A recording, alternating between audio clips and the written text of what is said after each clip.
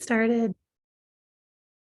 All right. Hey, everyone. Many apologies for the way I sound, but this is what we've got. So, very graciously at the last minute here, Sarah Flood offered to help me out with tonight's team call. So I super appreciate it because I know my voice is not going to hang in there for 30 minutes, but we have our second book club chat for Build to Last. And I know not everyone read the book. It's okay. You will still benefit greatly from the conversation. And honestly, it's going to be a book to put on your list. I know we've always got different things we're reading and listening to. This is a good one. It's a really good one. It's going on my top 5 list of personal growth books for our business. So we're going to dive into the second section of it, which is about really developing your team and developing other leaders. So Sarah will lead us in that. But just real quick before we dive in, I just wanted to remind you guys that we have our Slim Down with Ease challenge coming up July 10th. And on the author is Keith Callahan. On our Made to Thrive Brilliant at the Basics page, if you aren't on there, that's our business builder page. So let me know and I'll add you. But on that page, I basically put like a whole toolkit for you guys with some post ideas, some message ideas. And that's just to help you get some invites out for Slim Down with Ease. These quarterly wellness challenges are the time when we have the highest recruitment on our team and the best retention on our team. So don't let it just kind of pass by and be like, well, I'm not going to tap into that. Like really utilize it. Like we do these things so that you have something to invite to. And so it's a retention tool and it's a recruitment tool. So it's Magic Week. It's the end of the month. I would highly encourage you to really focus on inviting people to Slim Down with Ease. They can get the custom welcome pack with 1 Slim and 2 Ease. That's also a combo for your existing customers. It is such a great tool for you to use. So go hard with the invites to Slim Down with Ease, circle back to people that you've had conversations with. And I have a little challenge going where if you guys have 3 people join you, and yes, I will count people that have already joined this month. Someone asked me that today. Some of you have already signed up 3 this month. You're crushing it. Victoria, Mom, Coralie. If I missed anyone, I'm sorry, but some of you have already signed up 3. So it counts, okay? It counts. Just get 3 current or inactive customers to do it as well. And I'm going to send you that really awesome Turkish towel, which is great for summertime. I did ask Coralie, are you able to share real quick the story of the girl on the airplane? Okay, go ahead and share that if you can.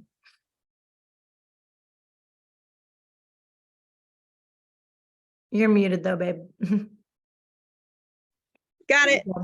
I am here. This is not really how I want to be sharing. We're nursing and hanging out on the couch. But so this is the story of the lady that I sat next to on the plane on the way home from convention.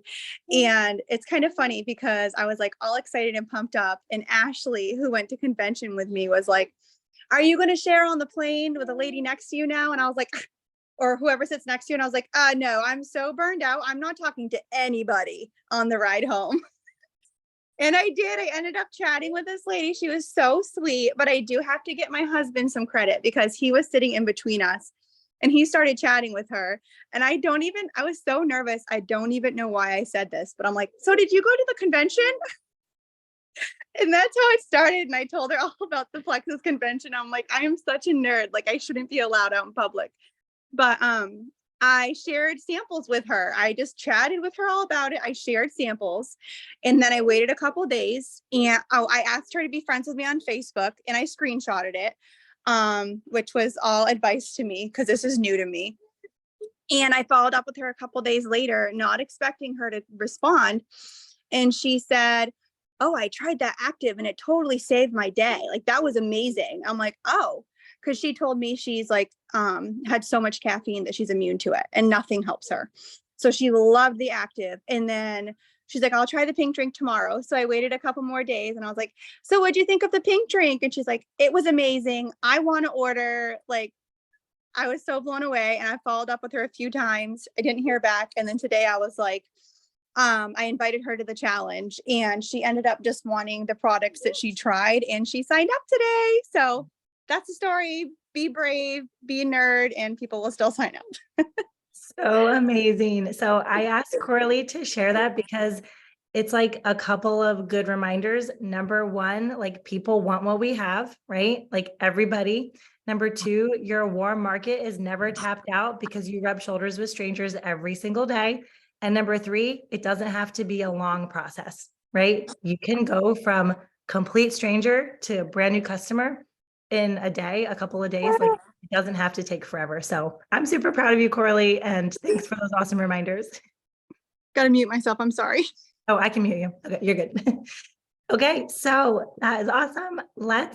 See, I'm almost lost. I'm almost gone here. So perfect transition. Sarah, you.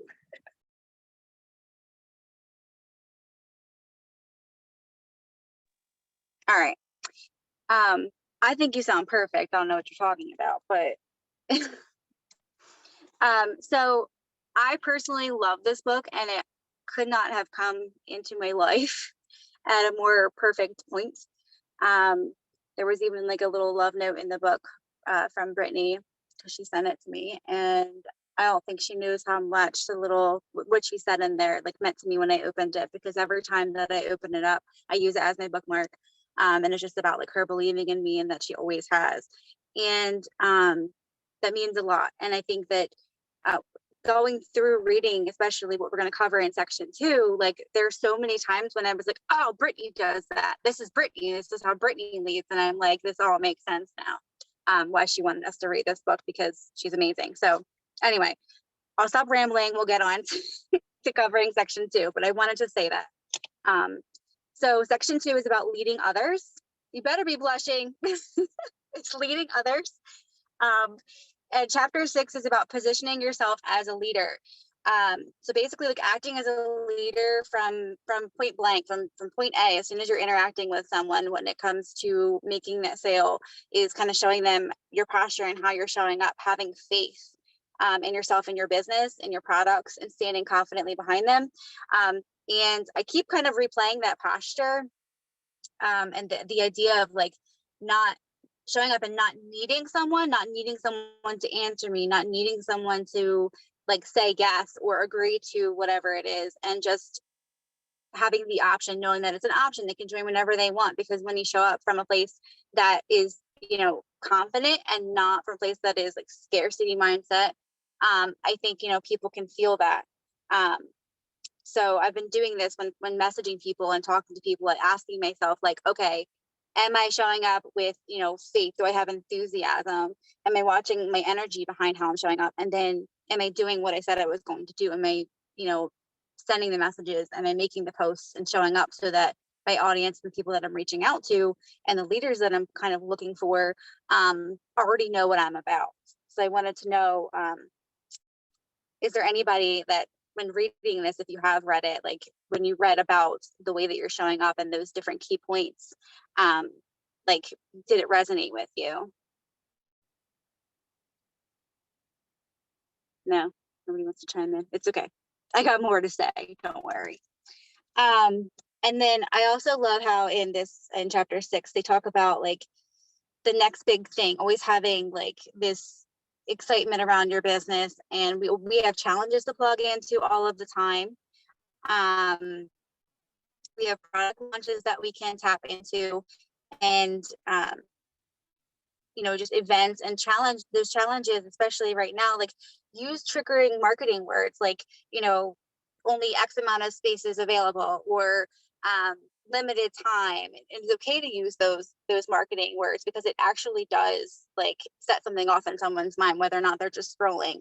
And it does actually like create excitement around your business. And then one of my favorite little things that my takeaways from section 2, chapter 6, was that when he talks about creating an application and the interview process, because you're setting the expectations and creating action right away. And I know that a lot of us have created those applications already. So if you haven't, like definitely ask one of us or something of what our application looks like. And then, you know, when you're able to go through those steps that he gave you for the interview process, the phone call and everything else, because I think it's like, I really think that's like gold that we were given. Did anybody create their applications for partnership? I know Brittany did, I did. Let me see in the chat here. Okay, cool. Yeah, Victoria, I saw yours. I was like looking at everybody's to see like, is there a question that I like worded this way versus another? So it's really cool to be able to look at everybody's and like, see what you like. And by the way, like I'm not good at checking the chat on these things, but I'm reading them now. All right. And then chapter 7 was about attracting leaders. And this is about building. And it's a period where he talks about massive imbalance, that you should be experiencing this massive imbalance where you're all in on your business. I know there's a lot of in our chat, some people that kind of thought of it as maybe like a punishment, right? Or like I don't want to do that. But I kind of saw it like more of like the proof is in the pudding, like the passion pudding, like the things that you have to do. And if you want to have this massive growth, then you're going to have massive action, and there's going to have to be non-negotiables. There's going to have to be working hours or some sort of ritual or thing that you put into place that is going to pave the way for that, that growth. And I kind of thought about it as like triplex, right? Like the imbalance in your gut. So if you're not willing to use BioCleanse and weed stuff out, like weed the things out that don't like seed and feed your dream. And that's kind of how I've been putting it into perspective. Like, is this going to get me further to where I need to be?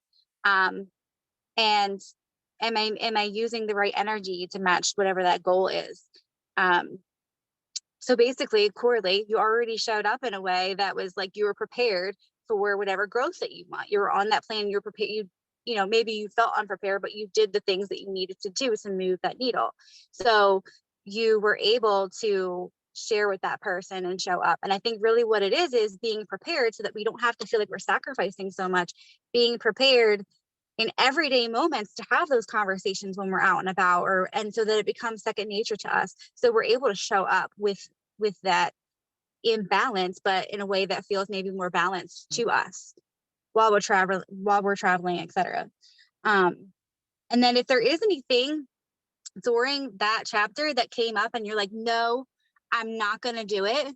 Yeah, definitely cut the distractions if left. Like if you're like, no, I'm not willing to give up my Netflix show at whatever time that I usually do on a Tuesday, or whatever it is, I'm not willing to give up my walk that I usually do at this time. Well, I do advocate for self-care. I think that's huge in a ritual or a routine, but maybe shift it a little bit, change it to a time that you think you'd be more productive work-wise.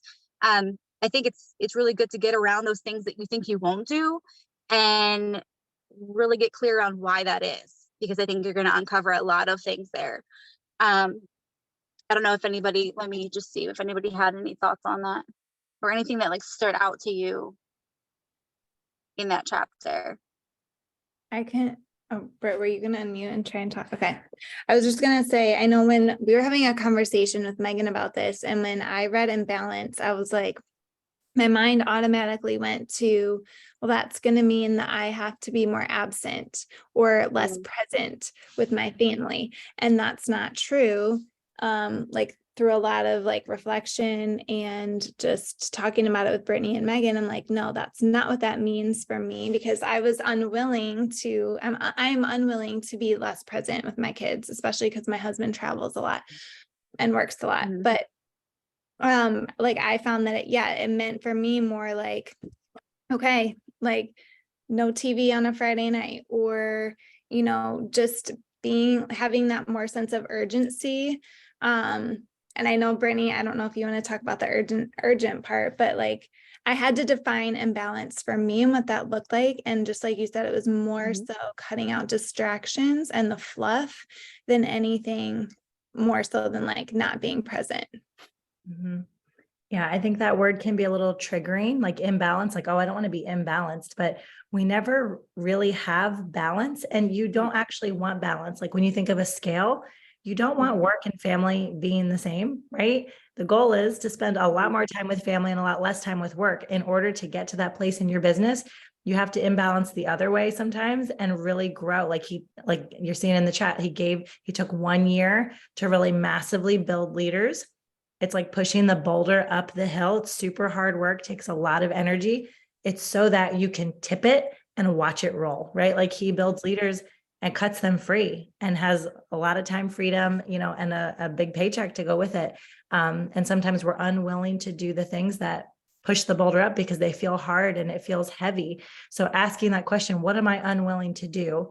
And then sitting with it, like, okay, I'm unwilling to give up my homeschool time with my kids because that is a non-negotiable. Like that's going to stay unwilling, but I am willing to maybe say no to like every, not all the social events, like scale back, time away from my business, scale back extra commitments that I add. Like I am willing to shift there so that I can grow over the next year. So it's kind of just defining it for yourself and letting go of that idea of like, everything has to be balanced. Like that's an illusion. It's really not ever going to be. Yeah, and nothing's going to be perfect. And it can even be on a smaller scale of like, okay, if you're somebody like me, I need my house to be clean before I feel like I can do anything, concentrate on anything. But in a season of massive growth, guess what you need to give up, Sarah? That feeling of control when everything's clean, etc. Like, oh, and it's just such a small example, but for somebody like me, that impacts me. Like, oh my God, my dishes are overflowing. This is happening. And guess what? The last couple of weeks, I've been getting things done and my dishes are overflowing. And guess what? I don't care. And when I think back, I think of people like Megan on calls, like with a house a mess, running calls. But guess what? She went Emerald that year when I was watching her hot mess. And guess what it's going to be every year? Hot Mess Express. That's what it means it needs to be. I need to give up that because guess what? One day I'll be able to afford a maid to do that for me or someone to come over and do those things. So it's just giving up certain things that I feel like we think might be like super important that really are not. And obviously honoring those things that really, really, really matter, because there's people that are really successful and their lives are way busier than we could even imagine. And they're still able to do the things that have to be done and spend their time. Yeah, exactly. It does look different for everybody. Okay, so let's move on to chapter 8, which is identifying leaders. So basically, like, let's match the energy when necessary. And I thought of it this way, like if a glass is like tipped over and we're trying to pour into it, but it's on its side, all it's going to do is create a mess. And we're going to keep trying to like wipe it up. It's going to be time consuming. We're going to keep trying to fill it back up. It's going to be trickling out. And if it's basically like if someone's not really ready, that glass isn't ready to be full, it's not standing up correctly the way that it needs to be in order to receive what we have to train and give it and coach, then the person's just not ready. And yes, we do need to offer, the opportunity to everybody, but we need to spend our time wisely, especially if we want to become leaders of leaders, and look for those who are inspired, like by the income or who they can help, and the idea that this opportunity does, present, or if they're desperate, people that actually really need this. And I think when we think of those two different things, we can really use those things and think of people and start making a list of like go back to the basics of like who really needs this, who, I think would be inspired by this or is maybe inspiring to me, and hone in on that audience. I don't know if anybody has any other thoughts on that. That was kind of like I feel like to the point chapter. I put it in the chat, but Shannon told me earlier, a couple days ago, that Yes. she's looking for people who are disciplined. And I'm like, Yeah. yeah, Shannon, do you want to speak to that? Yeah, so if anybody was on the call last week with Phil, he just made such a great point, and it's like something I've heard over and over again, like look for your dream teamers, like who's your dream teamer, who would you want to do this business with? And for some reason that never clicked for me. I'm like, I don't know who's going to be good at this business. Anybody could be good at this business. Like obviously there's people that like I would want to do this business with me, but that doesn't mean they're a dream teamer. That doesn't mean they're going to go Emerald or Diamond. Like I don't know. But he said to look for disciplined people who you've seen them go through school and complete, go for nursing or follow a program and follow through and just like go through a very hard season of pushing through to get to the end goal. A very disciplined person is who you want, not somebody like it just the different verbiage and just saying that word instead of dream teamer really just clicked for me. And I was like, okay, I could do that. I can look for a disciplined person. I don't know who a dream teamer is, but I can look for a disciplined person and hope that are my dream teamer. You know what I mean? So I love how, people say different things and it just helps it to click. It just clicked for me. So I love that. I think it goes back to like, yes. yes, this business could be for anyone, but I don't think it really is for everyone. Like, I heard that recently and I was like, okay, I never really thought about it like that, because it is true. Like, sure, come on in, try it out. But if you're not going to really be like running with it and, like you said, disciplined and work towards it, like, maybe I'm not going to spend all my time on you. And I think we've all learned that the hard way, because you just want everybody to like be excited about it and want it as bad as we do, but we really can't. That's not how it works. Chapter 9 was working the numbers, and I thought this was great because it took the pressure off of like feeling like, okay, I need like 100 leaders, and what am I going to do? How am I going to do this by myself? And just remembering that you're not. You're only really looking for, like you said, like 5 true leaders. And I loved how he said, if you had 10,000 cups and you knew that there were however many diamonds there, would you just stop flipping? Like, sometimes we can get so discouraged, by thinking that these numbers of leaders that we need on our team have to be massive, when it can be just a handful of people. We're not going to stop sharing and stuff if we get to like the 3rd cup we flip over and, oh my God, we haven't built our business. We haven't found all of our leaders. And I love that he said to let go of like the energy suckers, and people who aren't serious about the business. And that I bet that we probably have people, if we went through a back office, that really could be leaders if we really thought about the characteristics that they have. We might already have people on our team that are there that we should probably be reaching out to if we're not already. Because I know that as a team, we do have sleeping giants on our team. I was one of them. No, I'm kidding. I kind of was though. I think that especially paying attention to those people that you do see that potential in and loving them is really how you could turn things around for them. Chapter 10 was built to last mentorship system, and about having like an employee relationship, and coaching calls that hold accountability. And I really loved the breakdown of like setting aside time to have one-on-one calls, and maybe like a day where you specifically dedicate to the people that are building, and so you can cast the vision for them and having a point to their call and going over all of their goals and stuff, which to me, like, we already have that system modeled for us, because this is exactly what Brittany does. Even I feel like down to when she opens like our calls up and starts talking about things and catching up, and then wraps things up in a positive way, but we always do get to the point. We have this so modeled for us that while I was reading this chapter, I was like, this is what she does, like, because we already have a great leader. So this is why we have a leader of leaders. And I think if you haven't read chapter 10, like, I was like, okay, I'm going to implement all of this because I already see it happening. And I don't know why I needed him to have it down in this book for me to like recognize it, but it's a great system. And like I said, I'm implementing it. I don't know what everybody else thought about it, but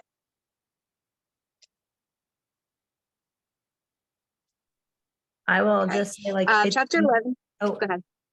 That didn't come Sorry. overnight. Like, you're being very sweet and I'm still blushing, but like, that was a huge leadership lid for me. Like, I honestly don't love talking on the phone. And I felt like, well, what if they have a question and I don't know how to answer? So I resisted doing coaching calls for a long, long time, like years. Like, I would like try to get out of them.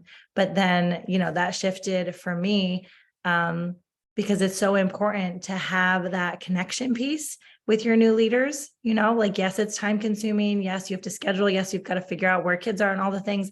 But if you want to be able to lead someone, you have to connect with them. So it is that like check in, that personal connection, that how are you doing? Then the coaching, and like, you have permission. Like, if your, business builder is coming to you, you have permission to like be clear and kind and honest with them. And then you finish with like, here's what, let me remind you what your why is. Like, here's your key activities that keep you going. And they don't have to take forever either. Like, they can be 20, 30 minutes. So as you're building leaders, like, you want to step into that because you learn by doing. So like the first coaching calls I did, I'm sure were like absolutely horrendous, but then you just learn and pivot from there. Yeah. And you've done so great. Chapter 11 was build trust.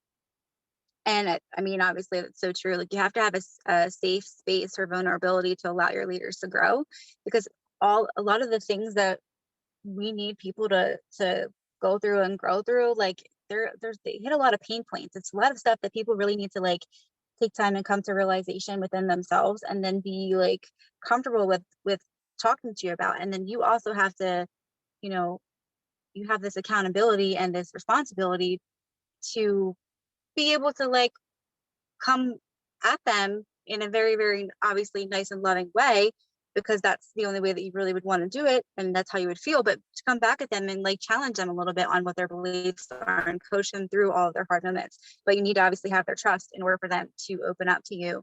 And without all of that, like I really don't know how you would be able to get to them to a place of leadership, because you know I can think about some of the things that like we all probably share with you know, whoever is leading us, and you probably wouldn't say that to somebody that you obviously didn't trust. I know I wouldn't be where I am today if I didn't trust the people that I talk to all the time on my coaching calls.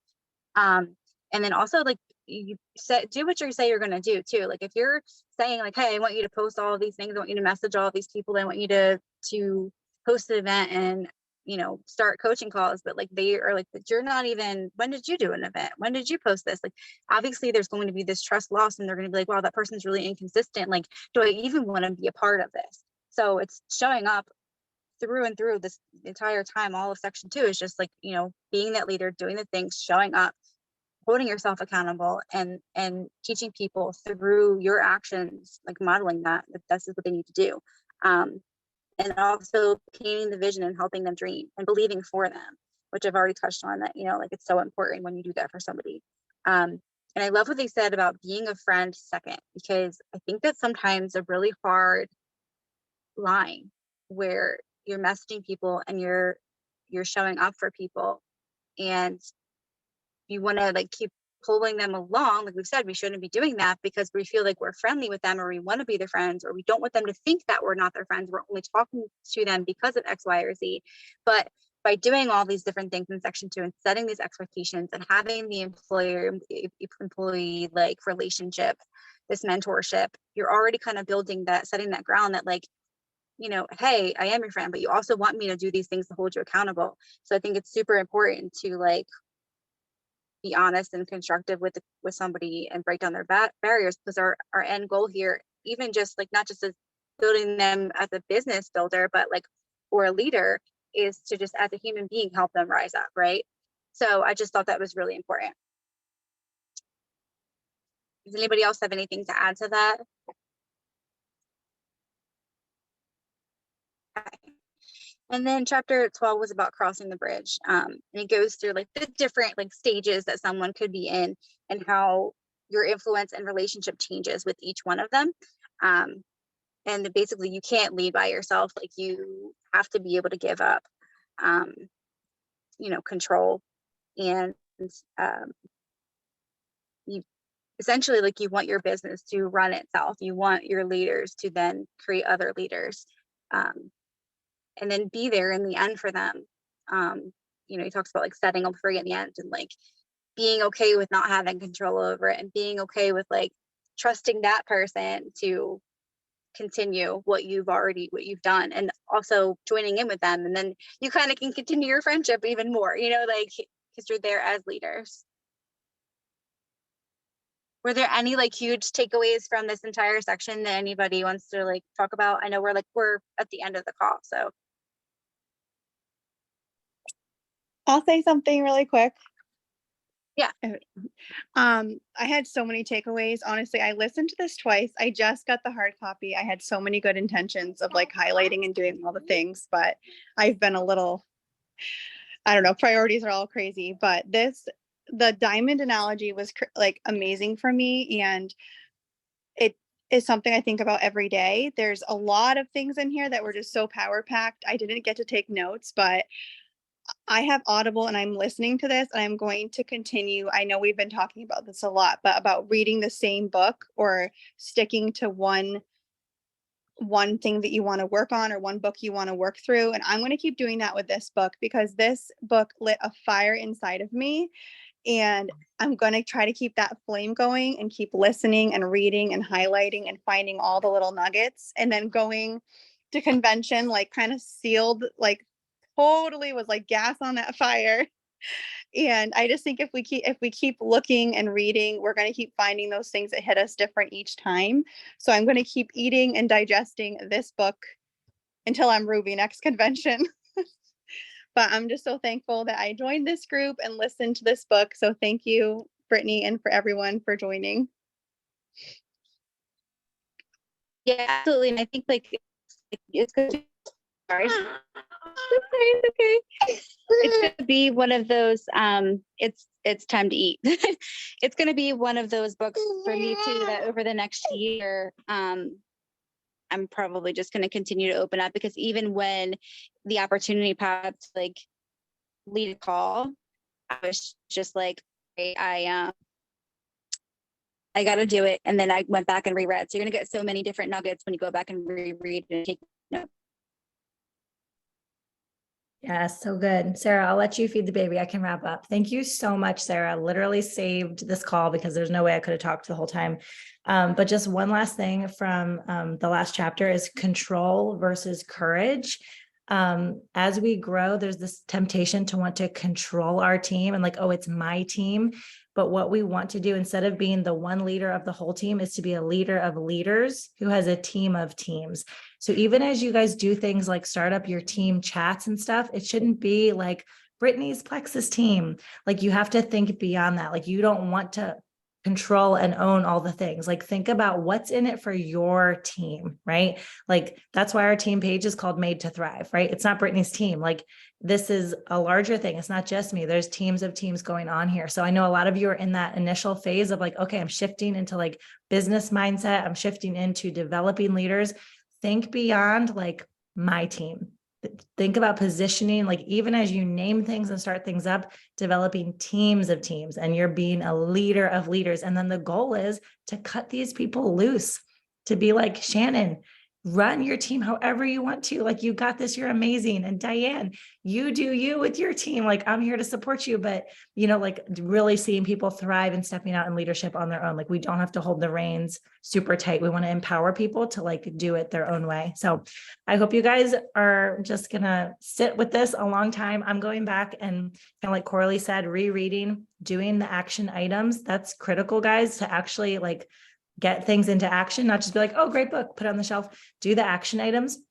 And if you're feeling resistance to certain action items, ask yourself why, because probably it's just fear, or it's just a mindset block that I'm not a leader, so I can't do it. This is how you become a leader, by doing these things. So thank you guys so much. Sarah, thank you again. I really appreciate you. And I hope you guys have a wonderful week. Good night, guys.